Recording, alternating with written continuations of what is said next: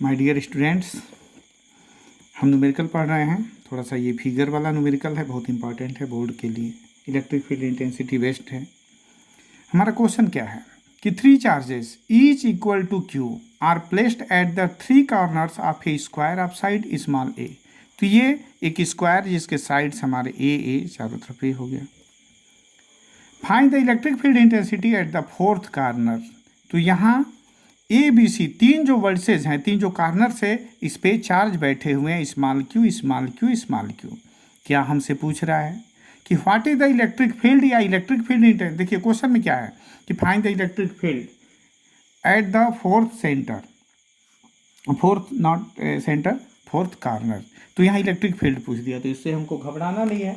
Electric ये पूछा है कि फाइंड द इलेक्ट्रिक फील्ड, लेकिन इलेक्ट्रिक फील्ड बेसिकली कुछ होता ही नहीं, वो तो सिर्फ एक रीजन का नाम है जहाँ पर कोई भी टेस्ट चार्ज या यूं कह लीजिए कि कोई भी चार्ज क्या करे, फोर्स का अनुभव करे। मैं एक बार और रिपीट कर दूं कि टेस्ट चार्ज क्यों, कि टेस्ट चार्ज एक ऐसा छोटा चार्ज होता है जो पॉजिटिव भी होता है, छोटा होता है, जो कि हमारे सोर्स चार्ज को डिस्टर्ब न करे।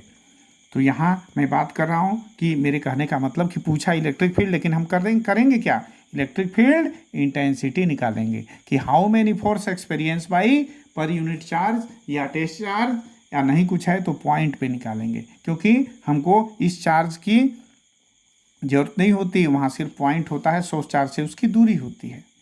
तो 3 चार्जेस हैं each equal to Q are placed at the 3 corners of a square of side a. अब यहाँ मैं क्या करूँगा, यहाँ मुझे at point D I want to find out what is the value of net electric field intensity. तो electric field intensity एक A के द्वारा भी बनाई जाएगी, एक इलेक्ट्रिक फील्ड इंटेंसिटी सी के द्वारा क्रिएट की जाएगी और एक बी के द्वारा क्रिएट की जाएगी। फिर डायरेक्शनों का झगड़ा होगा, फिर देखा जाएगा कि क्या होगा। तो सबसे पहले मैं बात करता हूँ ई ए की। यहाँ ये हो गया ई ए, क्यों, क्योंकि ये प्लस है, ये भी प्लस है, बोथ आर प्लस, आपस में रिपल्सन फोर्स लगाएंगे, इधर ढकेलेगा, इसका नाम हो गया ई ए। इलेक्ट्रिक फील्ड इंटेंसिटी मैग्नीट्यूड अभी लिख लिया जाएगा। सी क्या है, इसकी वजह से जो इलेक्ट्रिक फील्ड इंटेंसिटी होगा, चलो इसका नाम मैंने दे दिया ई सी, नाम दे दिया, ये सब वेक्टर में है। और बी की वजह से जो है इलेक्ट्रिक फील्ड इंटेंसिटी, ये हमारी इधर हो जाएगी, इसका क्या नाम हो गया, this is called E B हो गया। अब यहाँ क्या होगा, थोड़ी सी वेक्टर की भी याद आएगी, बहुत शानदार सी। तो पहले हम मैग्नीट्यूड तो लिख लें, तो ई ए क्या हो जाएगा, ई ए का मतलब क्या हो जाएगा कि electric field intensity created by a point charge Q which is situated at corner A. तो मैं क्या लिख दूं, कुछ नहीं लिखूं, 1/4 पाई एप्सिलॉन नॉट चार्ज की वैल्यू और ये दूरी की वैल्यू ए स्क्वायर। बात खत्म हो गई। अब मैं लिखना चाहता हूँ ई बी बाद में लिखेंगे, सी लिख दूँ।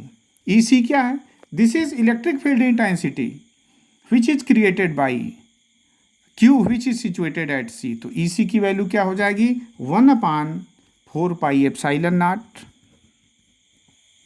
और सोर्स चार्ज की वैल्यू अपान दूरी, ये हो गया ये, क्योंकि यहाँ से यहाँ तक की दूरी, जैसे फोर्स में 2 चार्ज होते हैं Q1 Q2 by are square, यहाँ सिर्फ सोर्स चार्ज अपान दूरी का स्क्वायर, तो दोनों हो गया। अब मैं ई बी निकालूंगा, तो ई बी निकालने का मतलब क्या हो गया कि electric field intensity created by Q which is situated on the corner B. तो what will be the value, 1/4 pi epsilon naught और सोर्स चार्ज तो क्यू ही है, दूरी ये है ना, मैं पहले लिख दूं कि बी डी, दूरी का होल स्क्वायर। बी डी कितना हो जाएगा, तो B D square equal to कितना हो जाएगा, ये पाइथागोरस आपकी याद आती है यहाँ पे, ये क्या हो जाएगा, हाइपोटेनस का square equal to a square plus a square, यानी this is called 2a square. तो क्यों ना डायरेक्ट लिख दूँ, तो ई बी की वैल्यू हो गई 1/4 pi epsilon not Q by 2a square. ये हो गया हमारा तीनों। अगर डायरेक्शन का झगड़ा नहीं होता तो हम क्या करते, ई ए, ई बी और ई सी ये तीनों को सिर्फ जोड़ देते, एडिटिव प्रॉपर्टी का यूज करते, और how many electric field intensity will be created on D, तो तीनों का जोड़ आंसर हो जाता। लेकिन बात है किसकी, डायरेक्शन की। तो मैं क्या करूँगा, यहाँ पर यहाँ रिजल्ट नेट मैं लिख दूँ यहाँ पे कि net electric field intensity at point D will be, क्या हो जाएगा, यहाँ ई डी लिख दूँ इक्वल टू क्या हो जाएगा, लिख दूँ मैं ई ए और सी का रिजल्टेंट, इन दोनों का जो रिजल्टेंट होगा इधर होगा, ये लिख भी दूँ ई ए सी, ये हो जाएगा रिजल्टेंट इन दोनों का, और फिर ई बी तो वही है, तो इन दोनों का रिजल्टेंट और E B both will be added, ये हो जाएगी, बात खत्म हो जाएगी। तो हमको करना क्या है यहाँ पे, सबसे पहले ई ए और ई सी दोनों का क्या निकाल दूँ, रिजल्टेंट, जो क्या हो जाएंगे, the resultant of E A C will be in the direction of E B.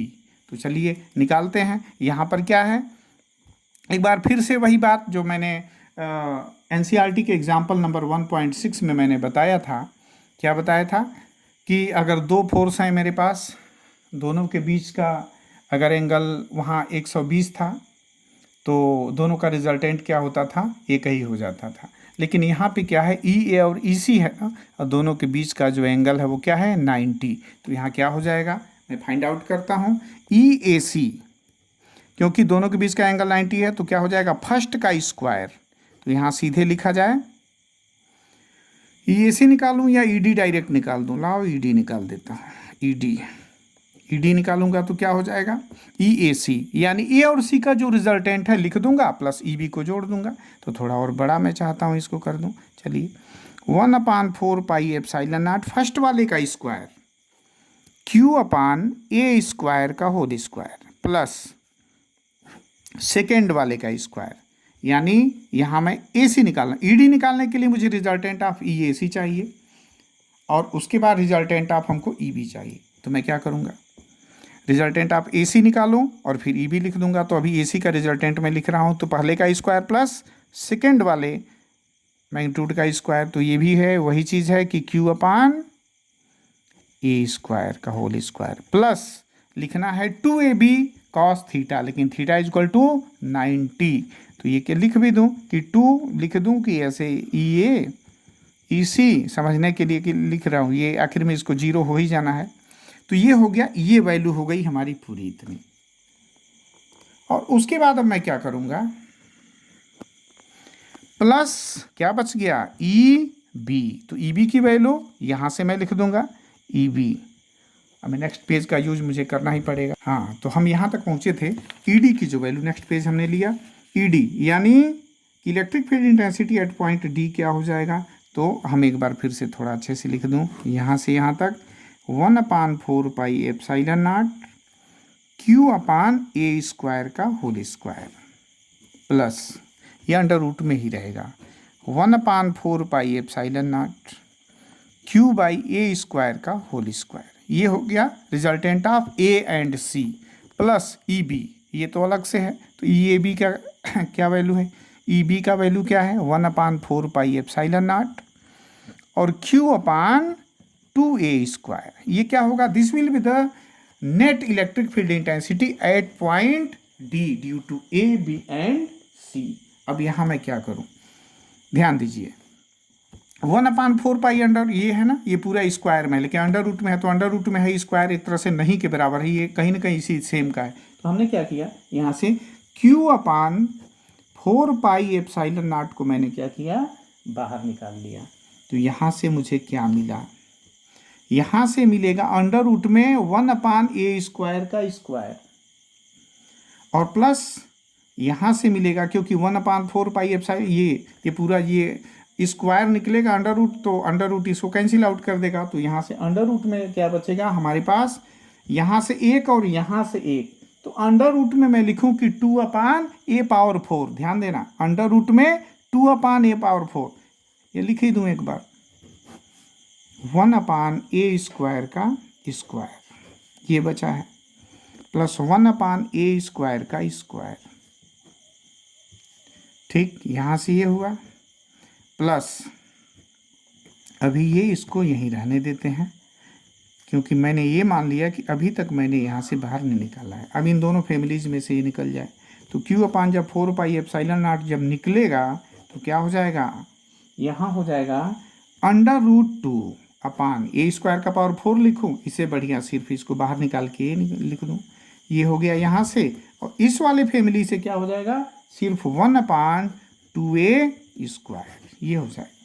कभी प्रूफ करने के लिए दे देता है तो प्रॉब्लम हो जाती है, हम क्या करेंगे, q/2 का ऊपर नीचे सीधे हम गुणा कर दें, तो यहाँ जब करेंगे तो ये 8 पाई एप्सिलॉन नॉट हो गया, और ऊपर जब क्या हो जाएगा यहाँ से, और ए स्क्वायर को मैं बाहर भी कर दूँ इसी लगे हाथ, तो क्या बचेगा यहाँ पे q/8 pi epsilon not a square, 2 का ऊपर नीचे गुणा किया तो 2 का नीचे गुणा हो गया तो ऊपर भी गुणा होगा, तो यहाँ क्या हो जाएगा 2√2, और प्लस जब यहाँ गुणा होगा तो it will be convert into 1, और ये हमारा हो गया आंसर। ये क्या है, this is electric field intensity at point D due to A B and C. यहाँ डायरेक्शन की वजह से कितनी बड़ी बात हो गई, तो एक बार और मैं इसको रिपीट करना चाहूँगा कि there are 3 charges each equal to Q are placed at the 3 corners of a square of a side A, find the electric field at the 4th corner. तो 3 कार्नों पे क्यू और क्यू सिचुएटेड है, मुझे electric field intensity at point D पर मुझे find out करना है। तो first we can write EA means this is electric field intensity at point D due to हाँ, तो मैं बात कर रहा था कि सबसे पहले हमने क्या किया, EA निकाला, EB निकाला और EC निकाला। तो EA क्या है, this is electric field intensity at point D due to Q which is situated at A. इसी तरह इसकी वजह से ये तीनों वैल्यूज मैंने निकाल ली। अब यहाँ समझना है, क्योंकि निकालना फाइंड आउट तो यहीं पे करना है कि net electric field intensity due to all 3 charges. तो यहाँ मैं क्या देख रहा हूँ, EA और EC इधर है, इस दोनों के बीच 90 है, और इधर EB अकेला है, तो 3 हमको आंसर मिलेंगे। इससे क्या फ़ायदा होगा, तो इससे बढ़िया इन दोनों का रिजल्टेंट मैंने निकाल लिया। तो इन दोनों का रिजल्टेंट मैंने सुविधा के लिए EAC लिख दिया। EAC का अर्थ हमको ये समझना है कि this is the resultant electric field intensity due to A and C।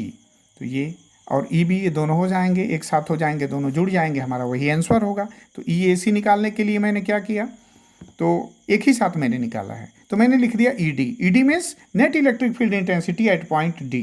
तो इसमें 2 बातें आएंगी, EAC भी आएगा और EB भी आएगा। तो मैंने यहाँ लिखा EAC का मतलब A और C, EA और EC की वजह से रिजल्टेंट और प्लस EB मैंने जोड़ा। तो यहाँ दूसरे पेज का मैंने यूज़ किया। तो यहाँ से यहाँ EA की वैल्यू होता क्या है कि अगर मेरे पास 2 वेक्टर हैं A और B, दोनों के बीच अगर थीटा एंगल है तो what will be the resultant, तो R equal to √A square plus B square plus 2AB cos theta हो जाएगा। तो यहाँ थीटा क्या है, that is equal to 90 degree, cos 90 will be equal to 0। तो यहाँ ये EA का अंडर रूट में स्क्वायर प्लस यहाँ पर EC का whole square plus 2A EC वो खत्म हो गया। और तीसरा क्या है EB, ये अब यही मेरे पास रिजल्टेंट मिला। तो इसको मैंने सॉल्व कर दिया, यहाँ से q/4 पाई एप्सिलॉन नॉट, पहले इन दोनों में इसमें से कॉमन लिया, तो यहाँ से ये निकला, यहाँ से ये हुआ, फिर हमको ये रिजल्टेंट मिला। Thank you.